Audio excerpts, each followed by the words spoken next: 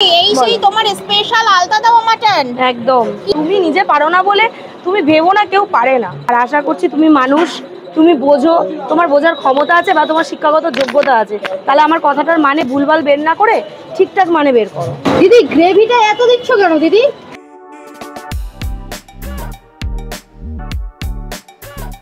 Social মিডিয়ায় viral এই দিদি আলতা দিয়ে রান্না করছে নাকি চিকেন, তাও আবার মানুষ চেটে পুটে খাচ্ছে। সেটাই দেখার জন্য চলে এসেছি আজকে এই দিদির দোকানে। তো চলো, এই হচ্ছে দোকান, এই দিদির সাথে গিয়ে তাহলে একটু কথা বলে। দিদি ভালো আছো? হ্যাঁ বোন, ভালো আছি। তো তোমার দোকানে কি কি খাবার পাওয়া যাচ্ছে? খাবার বোন, চিকেন থালি, ভেজ থালি, ফিশ থালি, আর তোমার এগ থালি, মাটন থালি। ভেজ থালির দাম কত দিদি? ভেজ থালি 35 টাকা বোন, আনলিমিটেড। আনলিমিটেড দিচ্ছ? আর এপাশে এটা কি তুলছো? এটা চিকেনটা তুলছি। চিকেন? আচ্ছা, শোনা যাচ্ছে তুমি নাকি চিকেন নাকি আলতা দিয়ে বানাচ্ছো। হ্যাঁ বানাচ্ছি, বানাচ্ছি। চিকেনের ঝোলের মধ্যে আলতা দিচ্ছো? এখানে তো দেখছি একদম অনেক কিছু খাবার রয়েছে। তো এখানে কি মাছ আছে দিদি? এটা ওটা ভোলা আছে বোন। ভোলা আছে? এটা রুই না কাতলা? ওটা কাতলা আছে। আচ্ছা, আর এই পাশে কি একটা তরকারি মাছ দিয়ে? কি ওটা চুনো মাছ। আচ্ছা, চুনো মাছও রাখছো। দিদি কি ভালো খাওয়াতে চাইছে? অবশ্যই। মানে কোয়ালিটি মেনটেন করছে নাকি? কোয়ালিটি কোয়ান্টিটি সবটাই মেনটেন করে চলছে। একদম। আর এই পাশে কাতলা মাছের ঝাল? হ্যাঁ। আচ্ছা, আর এপাশে তো চিকেন তুলেছে, আর এই পাশে এটা কি আলু চোখা? আলু চোখা। ও দিদি, এই সেই তোমার স্পেশাল আলতা দেওয়া মাটন। একদম। কি রেয়াজি না দেশি? রেয়াজি গো। রেয়াজি? তুমি রেয়াজি করছো? তো মাটনের দাম কত দিদি? 2 পিস দিয়ে 130 টাকা। 2 পিস দিয়ে 130 টাকা। ভাতের থালির মধ্যে? অবশ্যই। থালির মধ্যে কি কি যাচ্ছে? থালিতে আছে ভাত, ডাল, সবজি, ভাজা, টোটালটা আনলিমিটেড। লেবু, পেঁয়াজ, লঙ্কা সেটাও আনলিমিটেড। এবার অনেকে বলবে লঙ্কা কে খায় ভাই আনলিমিটেড? লঙ্কা অনেকেই খায় না। আমি প্রত্যেকটা ভিডিওতে বলি যে লঙ্কাটা কাস্টমার চাইলে দেওয়া হয়, কিন্তু আমার কাছে আনলিমিটেড। অনেকেই আছে তুমি খেতে পারো না বলে ভেবো না যে কেউ ঝাল খেতে পারে না। ঝাল যেমন খেতে পারে, আমি কিন্তু ঝালও খেতে পারি, এবার মিষ্টিও দিতে পারি। ঠিক আছে? সুতরাং সবাই সবটাই পারে। তুমি নিজে পারো না বলে তুমি ভেবো না কেউ পারে না। যেটা তোমার ক্ষমতা নেই সেটা বাকি 10 জনের ক্ষমতা আছে ভাই। সুতরাং এইসব ভুলভাল কমেন্ট করতে এসো না। আর আশা করছি তুমি মানুষ, তুমি বোঝো, তোমার বোঝার ক্ষমতা আছে বা তোমার শিক্ষাগত যোগ্যতা আছে, তাহলে আমার কথাটার মানে ভুলভাল বের না করে ঠিকঠাক মানে বের করো। মানে দিদি ঝাল কথাও বলতে পারে, মিষ্টি কথাও বলতে পারে। একদম সব রকমই দিতে পারি। একদম সব রকম ঝাল মিষ্টি মিলিয়েই আমি। দিদি গ্রেভিটা এত দিচ্ছ কেন দিদি? ভাত দিয়ে কি মানে খাওয়ার জন্য নাকি? সাঁতার কাটার জন্য। কি সাঁতার কাটার জন্য? কি ঝোলে আবার সাঁতারও কাটছে দিদি? কমেন্ট আসছে তাই জানলাম। আচ্ছা, মানে কমেন্ট তো মানুষে করবেই। তুমি ভালো করলেও কমেন্ট করবে, খারাপ করলেও কমেন্ট করবে। আর আমরা তো গালাগালি খাই অলরেডি, তুমি ভালো করেই জানো। খাচ্ছ, আমিও খাচ্ছি, কোনো অসুবিধা নেই। অসুবিধা নেই। দিদির কমেন্ট নিয়ে কোনো সমস্যা নেই? না, ভালো লাগে। ভালো কমেন্টের থেকে খারাপ কমেন্টটা বেশি ভালো লাগে। কেন, ভালো কমেন্ট যারা করে তারা তো আমার ভালো চায়, আমার শুভাকাঙ্ক্ষী তারা। আর যারা আমার হেটার্স, মানে নিজেকে মনে হয় অনেকটা বড়, যে আমাকেও হেট করার জন্য এখন সোশ্যাল মিডিয়ায় প্রচুর মানুষ বসে আছে, ভালো লাগে। আর যারা কমেন্ট করে আমার মনে হয় না তারা কোনোদিন এসে খায়। তারা কোথাওই কোনো জায়গাতেই খেতে যায় না, তারা বসে বসে কমেন্টটা করে, শুধু বসে বসে আলতু ফালতু কমেন্টই করে। এসির নিচে বসবে আর কমেন্ট করবে। এসির নিচে বসে না, পাখার নিচে বসে জানি না বোন, ঠিক আছে?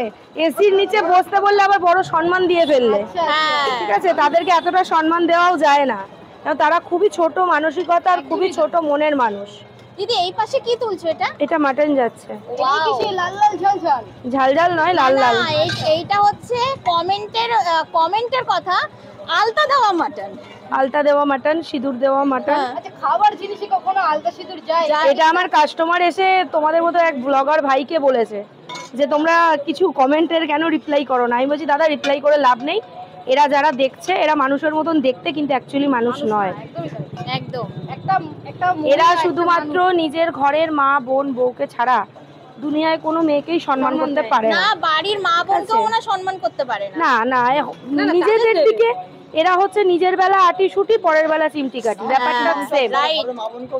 হ্যাঁ, সে তো অবশ্যই আছে, তারা সম্মান করে না বলেই কিন্তু বাইরে তারা